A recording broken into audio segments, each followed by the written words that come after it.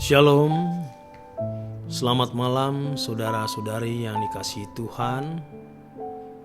Menyertai istirahat kita malam hari ini, kebenaran firman Tuhan berjudul Perjuangan yang Berat. Perjalanan hidup kekristenan adalah perjuangan yang tidak pernah berhenti sampai menutup mata. Kalau suatu hari kita gagal menyenangkan hati Allah dengan berbuat suatu kesalahan, kita harus membuat komitmen baru. Kalau seandainya kita gagal lagi, kita membuat komitmen baru lagi. Kita tidak boleh berhenti berubah. Firman Tuhan mengatakan, sebab 7 kali orang benar jatuh, namun ia bangun kembali. Tetapi orang fasik akan roboh dalam bencana. Amsal 24 ayat yang ke-16.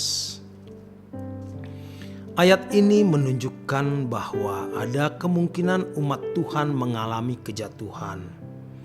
Kalau sudah jatuh bukan berarti sudah final, tidak bisa diperbaiki lagi dan tidak ada kesempatan. Selama seseorang masih menyadari kesalahannya dan mau berubah, berarti Tuhan masih memberi kesempatan untuk memperbaharui orang tersebut. Kecuali seseorang sudah tidak peduli terhadap kesalahannya dan tidak lagi mau memperbaiki kesalahannya tersebut. Orang seperti ini jatuh dalam keadaan menghujat Roh Kudus. Menghujat Roh Kudus artinya sikap yang secara permanen menolak penggarapan Roh Kudus. Tentu Roh Kudus menuntun berulang-ulang, mengingatkan, menegur dan selalu berbicara kepada seseorang tersebut.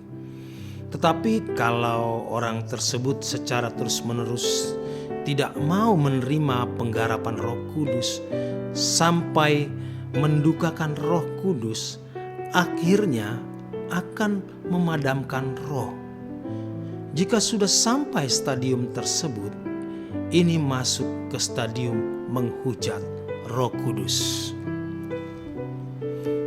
Dalam Ibrani 12 ayat 3 sampai dengan 5 tertulis, ingatlah selalu akan Dia yang tekun menanggung bantahan yang sehebat itu terhadap dirinya dari pihak orang-orang berdosa, supaya jangan kamu menjadi lemah dan putus asa dalam pergumulan kamu melawan dosa.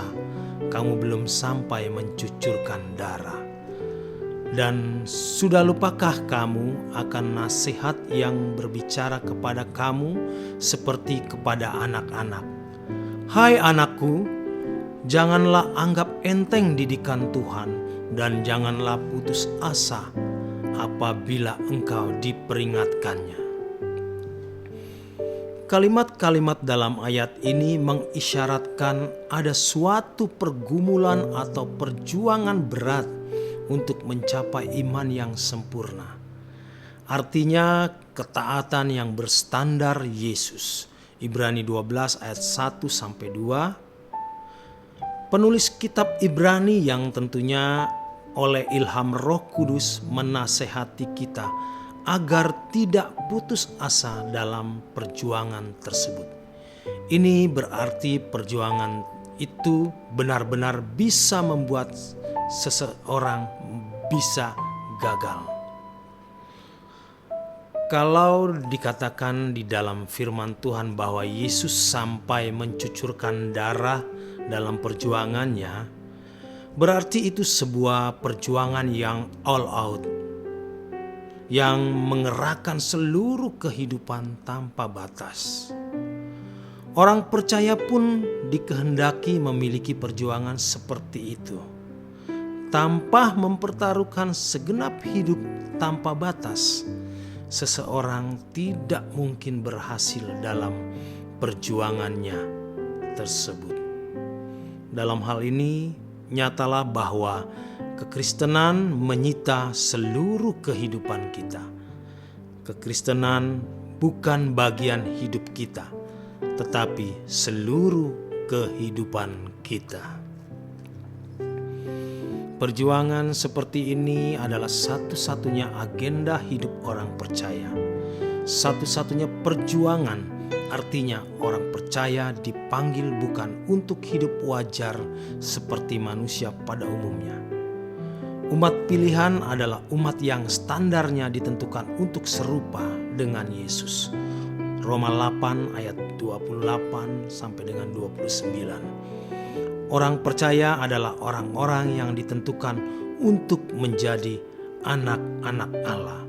Efesus 1 ayat 4 dan 5. Menjadi anak-anak Allah bukan hanya statusnya yang secara sepihak mendapat pengakuan dari Allah, melainkan orang percaya harus berjuang untuk benar-benar berkeberadaan sebagai anak-anak Allah. Anak-anak Allah harus memiliki kesucian seperti Allah, Bapaknya. 1 Petrus 1 ayat 16 dan 17. Itulah sebabnya kalau seseorang memanggil Allah Bapa, ia harus hidup dalam ketakutan selama menumpang di bumi. Sebab orang yang memanggil Allah sebagai Bapa harus keluar dari cara hidup yang salah atau yang sia-sia yang diwarisi dari nenek moyang. 1 Petrus 1 ayat 18 dan 19. Dengan demikian, menjadi orang percaya berarti harus mengambil bagian dalam kodrat ilahi. 2 Petrus 1 ayat 3 dan 4. Atau mengambil bagian dalam kekudusan Allah. Kalau seseorang tekun dalam perjuangan untuk mengalami perubahan, maka perubahan akan benar-benar terjadi secara nyata. Perubahan hidup untuk menjadi manusia seperti yang Allah kehendaki, yaitu memiliki ketaatan seperti Yesus atau memiliki iman yang sempurna, dapat berlangsung dengan baik. Perubahan tersebut terjadi bertahap secara signifikan dan membawa kita ke dalam pusat pusaran kebenaran atau epicentrum kebenaran. Kita harus benar-benar menyadari perubahan tersebut, dan orang-orang di sekitar kita juga harus menyadari perubahan tersebut. Perubahan itu akan membuat kita sendiri takjub betapa hebat karya Allah melalui Roh Kudus di dalam hidup kita. Dalam hal ini, keselamatan bukan hanya diyakini di dalam pikiran, melainkan dirasakan di dalam seluruh kehidupan. Bahkan orang lain akan merasakan perubahan tersebut. Tidak bisa tidak, terang hidup kita memancar sehingga bisa menjadi surat yang terbuka atau saksi Kristus di tengah-tengah dunia yang gelap ini. Dengan demikian, Yesus dapat dibangkitkan di dalam hidup kita. Inilah tujuan keselamatan. Allah menghendaki kita serupa dengan anak tunggalnya. Demikian kebenaran firman Tuhan. Selamat malam, selamat beristirahat. Tuhan Yesus memberkati.